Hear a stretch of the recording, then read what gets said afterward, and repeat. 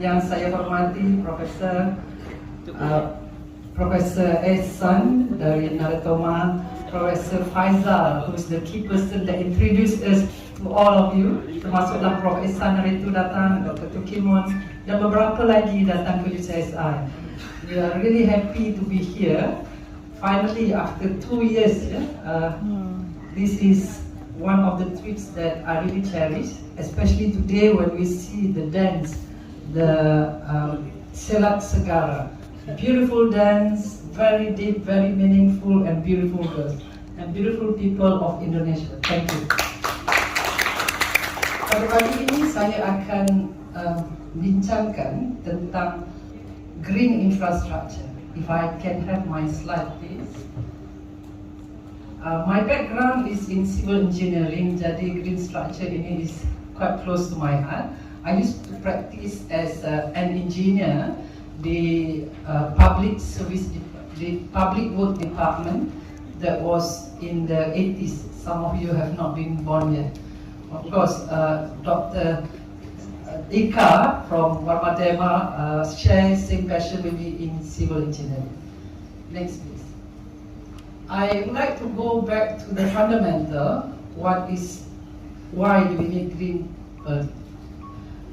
As we know, the temperature is keep on rising annually.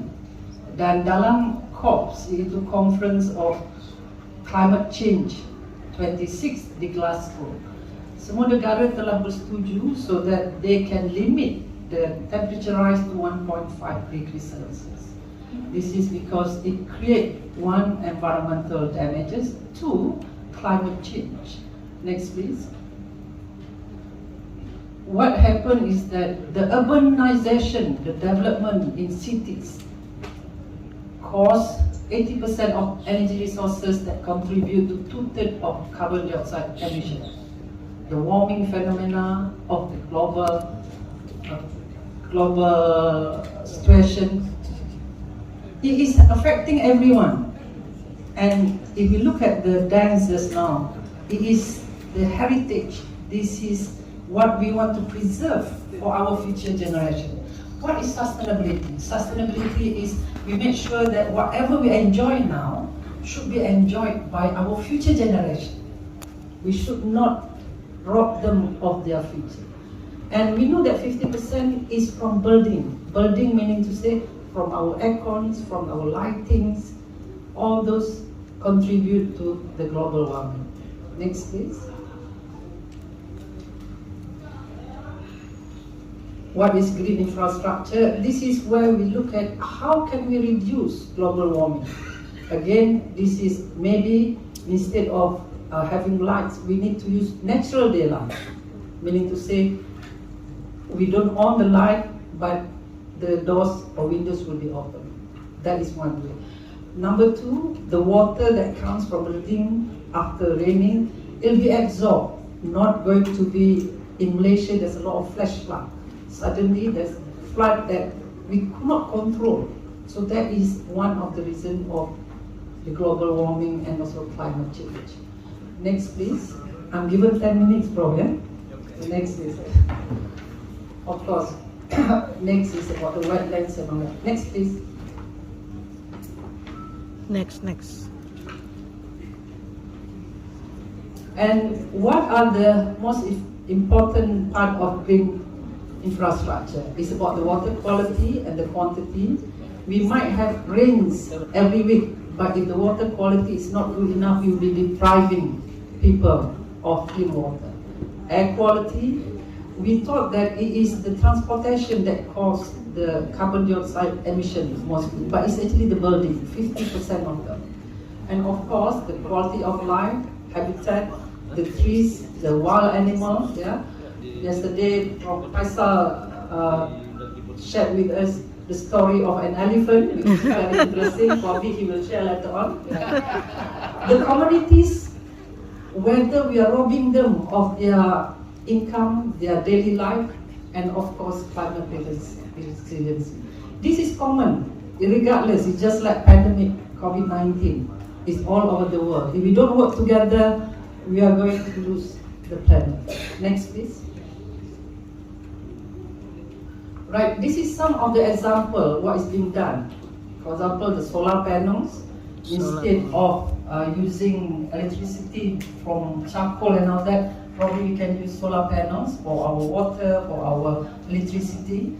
Natural daylight, this is for the architects, I agree with you. Natural daylight, a lot of windows, yeah? For us in the tropic countries is possible, yeah? Because then the daylight will save us of electricity. Of course, the rainwater harvesting, it can be used for watering plants, it can be used to wash our cars, many things can be used. But how many of our buildings are doing that?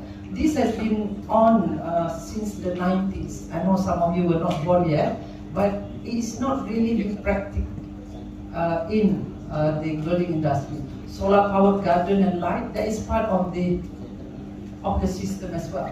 Next please. In Malaysia, if I may share, right, as you know, globally we have several sustainable rating tools. In Malaysia, buildings are rated whether they are green or not, but it is costly. So some organizations, they try not to go into rating, but it is something that we should be doing. In Malaysia, there are 10 tools that have been developed to rate whether they are really environmentally and climate change friendly. Whether it has been implemented, that's another question that we need to look at. Next please. Right, in terms of investment, as the conference here is about investment, Malaysia also provides investment in green infrastructure. And this is where some companies, especially the developed companies, when they want to invest in Malaysia, they look for this because they have brownies points that they gain along the way and also tax exemption. And in Malaysia, this is a report, 2018, but because of the pandemic, it has not been really actively being practiced. Of course, I heard in Indonesia as well that there's also Green Building Index, which is very good. Probably we should join effort and conduct a research how much it has gone, how much has been implemented. So probably there is one PhD topic for us. Next please. The future, what is the trend? More and more companies, next please, more and more companies has gone into ESG, environmental, social and governance. Some banks, they will only sponsor initiative or projects that have these elements, and they even have a unit that will check whether the project has met all these elements. And this is trending, but how far it has gone, again, they need to be researched and they need to be data. We don't have enough data on that. So looking forward, moving forward, next please. Moving forward, we have to look at the investment opportunities, as mentioned there, policy development, whether the government is ready to facilitate by giving them goodies, tax exemption and all that, and the alignment to SDGs. With that, next please.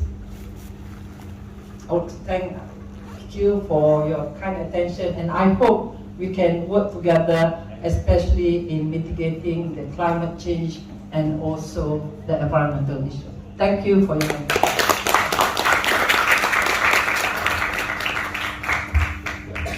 Okay, Prof. Dr.